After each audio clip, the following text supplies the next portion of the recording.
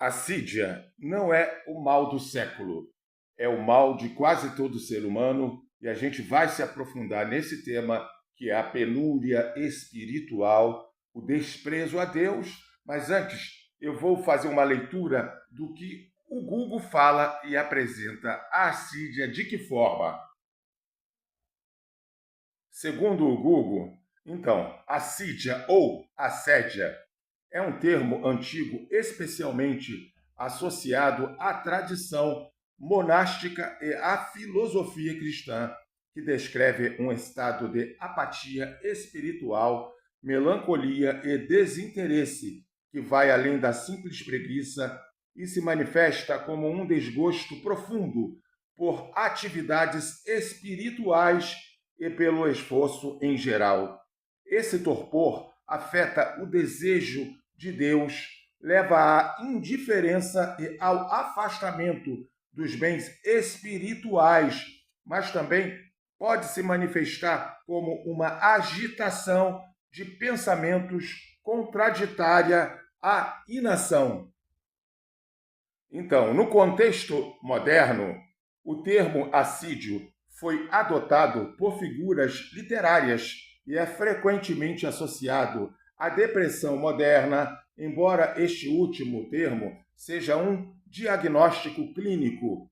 Em um contexto espiritual, a assídia pode ser vista como um vírus que mata o amor a Deus, tornando-o mecânico, uma rotina sem propósito. Ou seja, a penúria espiritual, a pessoa vive, eu não devo satisfação a Deus, eu quero desfrutar dos prazeres da terra, das conquistas materiais, que se dane o meu futuro. Este é o entendimento que eu tenho. E você? Então, vamos nos aprofundar nesse tema? Roda aí. O que vai esclarecer, ou pelo menos tentar, é a visão bíblica. Se você concorda ou não com ela, tem o meu respeito. O que vale é a reflexão. Então, eu sou Vinícius. Está gostando do conteúdo do canal? Se inscreva, por favor. Roda aí. Assídia é uma palavra estranha, pouco presente em nossa linguagem atual. Deriva da palavra ácido e é tão corrosiva quanto o elemento químico. Ela tem se tornado o mal do nosso tempo e pode ser considerada como uma das maiores epidemias dentro das igrejas atuais. A assídia, um mal sutil e devastador, atravessa as páginas da Bíblia e da história da igreja como um alerta severo ao coração humano. Não é apenas preguiça física, mas uma apatia espiritual. Um torpor da alma que rejeita o chamado de Deus à vida abundante. O termo, derivado do grego akédia, que significa falta de cuidado, foi amplamente tratado pelos pais do deserto e teólogos medievais como um pecado que entorpece o desejo pelo santo e o eterno, substituindo-o por uma indiferença corrosiva.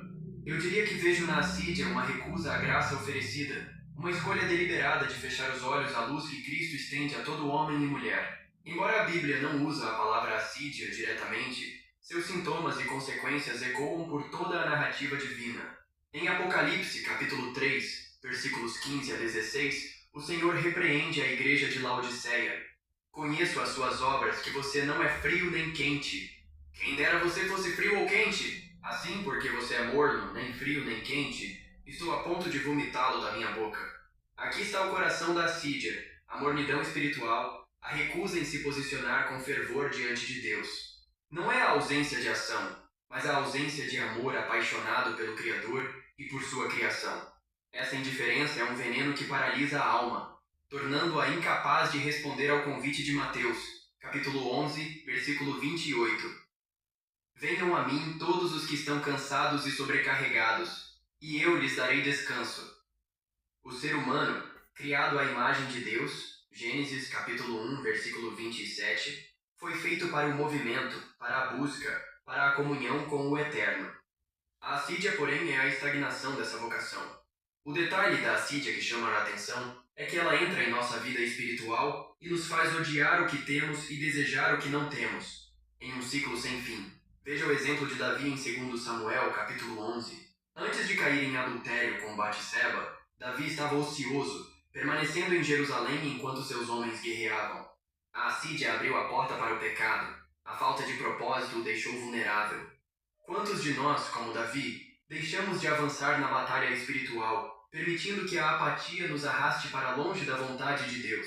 Historicamente, os monges do deserto, como Evagrio do Ponto no século IV, identificaram a assídia como o demônio do meio-dia, uma tentação que assalta na monotonia do dia, quando o fervor inicial desvanece. Eles a viam como um abandono do chamado à oração e ao trabalho, uma traição à própria humanidade redimida por Cristo, pois fomos comprados por preço. 1 Coríntios capítulo 6, versículo 20.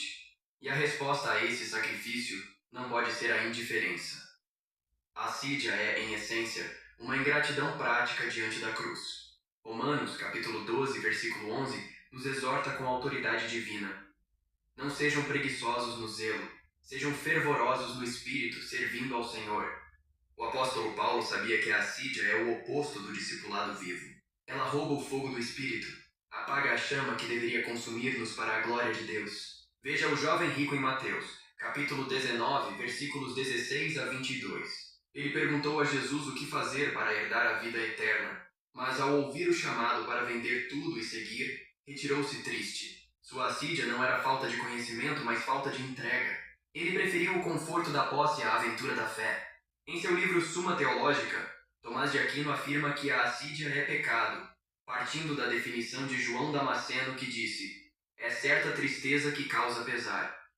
Isso significa que a assídia é uma tristeza que deprime o ânimo do homem de modo que nada lhe agrada, causando-lhe tédio e enorme dificuldade em começar qualquer ação boa. Porém, mais do que isso, a assídia é melhor traduzida como indolência espiritual, e os sintomas mais comuns são tédio para orar, deixar de perseverar, dúvidas sobre a autenticidade da própria vocação, falta de coragem, deserto espiritual, inveja, proativismo exagerado, perda do sentido da vida, depressão e tendências suicidas. Não obstante a isso, Deus oferece a todos o poder de escolher a vida, mas a assídia é a escolha de não escolher, de permanecer na paralisia.